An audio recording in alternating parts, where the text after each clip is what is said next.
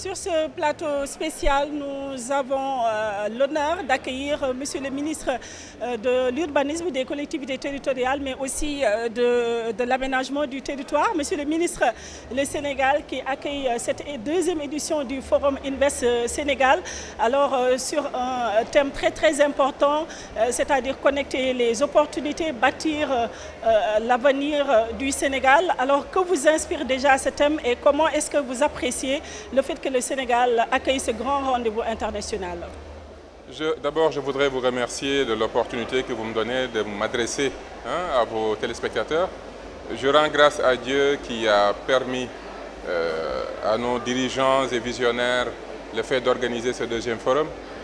Le Sénégal aujourd'hui est la porte de l'Afrique et nous devons relever ces défis.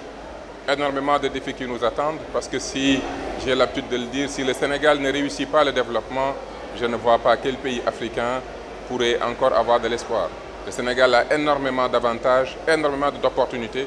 Donc c'est à nous, les acteurs de notre génération, de mettre en avant l'ensemble des opportunités que nous pouvons avoir pour bien les structurer, bien les présenter et faire de sorte que l'ensemble des investisseurs de par le monde puissent comprendre que c'est le Sénégal qui est la porte d'entrée de l'Afrique et que le Sénégal aujourd'hui constitue un espace d'investissement avec énormément d'opportunités, avec des capacités de rendement qui vont au-delà de tout autre lieu d'investissement. Justement, Monsieur le ministre, toutes les opportunités sont revisitées à travers le FI Sénégal. Alors, le nouveau code des investissements voté le 18 septembre dernier par l'Assemblée nationale pour justement recadrer un peu le cadre juridique, mais aussi faciliter l'accès aux fonciers. Sur ce point, vous êtes concerné. Alors, comment est-ce que votre ministère s'engage à faciliter l'accès aux fonciers pour les futurs investisseurs qui sont là? Vous savez, l'une des plus grandes réformes, son Excellence le Président de la République, M. Bassirou Diomaye Diakhar Faye, a enclenché depuis son arrivée, c'est l'arrivée des pôles territoires de développement. Les pôles territoires qui vont être les espaces, non plus où les lieux se passent, mais les espaces où le développement s'invente avec les acteurs. Chaque pôle territoire aura son schéma d'aménagement, de développement et d'urbanisme, justement pour faciliter la planification du développement. Chaque pôle territoire aura sa cartographie des risques, des usages et des projections pour éviter toute zone qui pourrait ne pas être propice, mais pour identifier les terres agricoles, les zones arables, les zones d'industrie, les couloirs de transfert. Donc nous aurons des territoires non seulement aménagés, mais cartographiés, avec chaque territoire qui aura sa stratégie de développement territorial qui va être une stratégie qui va orienter les investisseurs.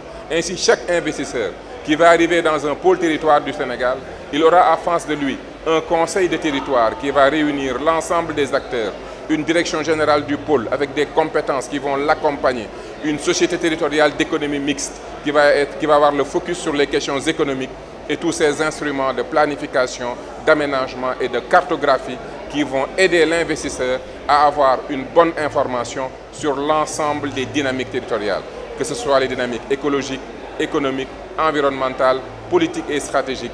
Il trouvera sur le territoire national non seulement des opportunités, mais des partenaires qui vont travailler avec lui pour le développement.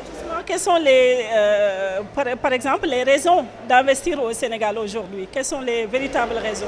Vous savez, pour avoir été un ancien banquier, l'investissement répond toujours à deux éléments, le rendement et le risque.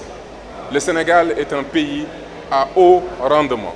Vous avez une main-d'œuvre de qualité, vous avez la jeunesse, vous avez la stabilité, vous avez toutes les ressources agricoles, vous avez la connectivité, vous avez l'énergie, vous avez tout ce qu'il vous faut pour structurer votre modèle d'affaires et créer de la richesse. Mais au-delà, vous êtes dans un pays où le risque juridique est atténué. Notre justice est stable du point de vue des affaires. Nous sommes dans un pays où nous avons une démocratie stable avec des renouvellements et des alternances dans la stabilité. Ça veut dire que si vous faites des investissements dans ce pays, vous avez largement le temps de les amortir parce que vous êtes dans un pays stable. Nous sommes dans un pays où le dispositif financier est structuré, organisé. Vous n'avez quasiment pas de risque financier. Pour le reste, il faut être compétitif. Les opportunités sont là et le rendement est élevé. Donc le Sénégal, c'est le pays, véritablement, c'est la porte de l'Afrique. Et aujourd'hui, ce défi, nous sommes en train de le relever avec l'ensemble des acteurs de ce pays. Merci, Monsieur le ministre, d'être passé à la Traite TV, à la Traite FM. à l'occasion de ce forum Invest in Sénégal. Merci à vous, ça a été un plaisir. Bonne journée. Merci.